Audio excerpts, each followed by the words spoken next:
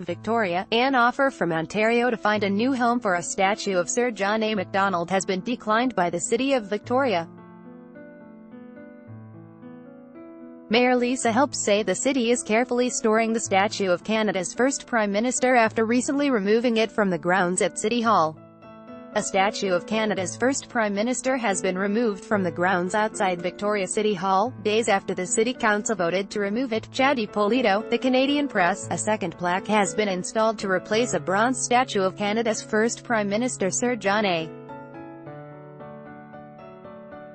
Macdonald after it was vandalized shortly after the removal of the statue over the weekend. Chadi Polito, the Canadian Press. She says in a text that the city is continuing to discuss the best place to locate the statue with First Nations and the community.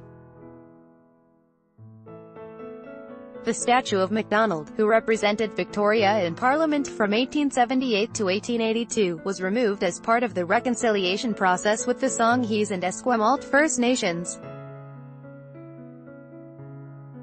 Helps and several Victoria councillors began discussions last year to remove the statue in light of Macdonald's role in the creation of the residential school system that displaced thousands of Indigenous youth.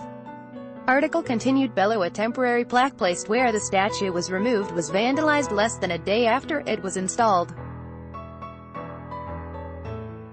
The words "Communism" and "1984" were scrawled on the surface, and a large X was scratched on the plaque that explained the reasons for the statue's removal.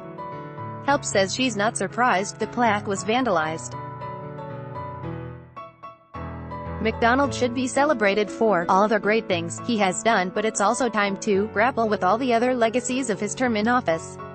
Helps told radio station CFAX, "I think we have broadened the conversation, and if that's changing history, then maybe we have." Helps has been criticized for fast-tracking the statue's removal just 2 days after council vote on Thursday, but she dismissed complaints about a lack of consultation. "I don't imagine, in 1982, when the statue was put in, there was any consultation either." Article continued. Below, the Songhees and Esquimalt First Nations were consulted because they are the most directly affected, she said. Sylvia Jones, Ontario's Minister of Tourism, Culture and Sport, told the legislature Monday that it is important to learn from the mistakes made by historical figures. "There are historical figures who served in this House from across the political spectrum who, frankly, their views would not be viewed very appreciatively now," she said. "We cannot let extreme political correctness dictate what people can learn and see in our communities. Using that logic, there would not be a museum open in the province of Ontario today." Helps said Victoria continues to look for the right place for the statue. "The city has no intention of getting rid of the statue. It was a gift to the city," she said in her text to the Canadian Press. "We are storing it carefully, and in the meantime, we will have a continued dialogue with the nations and the community as to the best place, way and context to place the statue that balances commemoration with reconciliation." The Canadian Press, CFAX.